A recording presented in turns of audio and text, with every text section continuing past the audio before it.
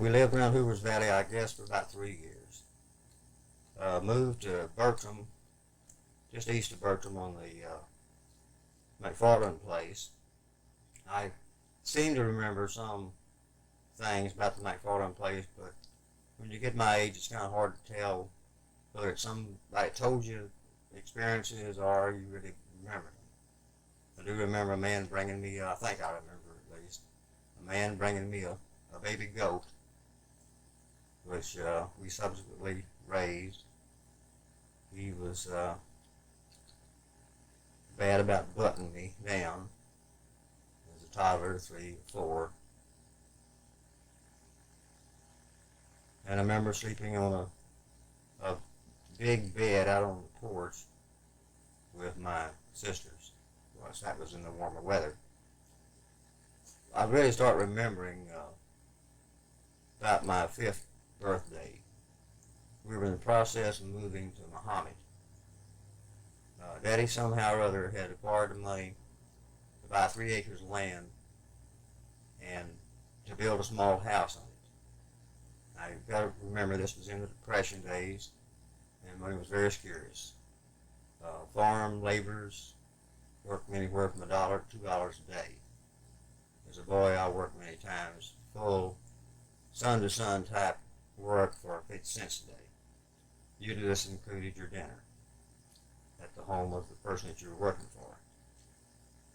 Daddy farmed and worked outside. He was a real fine woodcutter. And in the wintertime, when there wasn't much farming to be done, he could always eke out a few dollars by cutting wood. It has been said that he could cut twice as much wood as a man twice his size. I know some of this to be true. I'll probably talk about more about this Mahomet episode of my life because I was there longer than any one particular place growing up. A nephew of Daddy's, one of the Wills boys, I can't remember which one, came to Mahomet with us from Burnett and helped build the house. As I remember, it was a 3-room shotgun type house with the front room being a living room and a bedroom for my mother and father. The middle room was my bedroom and storage areas, and the 3rd room, the back room, was kitchen and dining area. Later on, they were to add a side room which contained a bedroom in the kitchen and dining room area. So it was big enough for 3 people and quite comfortable for the amount of money that I suppose my daddy had to spend on lumber, and rather amateur at building houses. He built barns and things of this nature, like all people growing up in his day and time.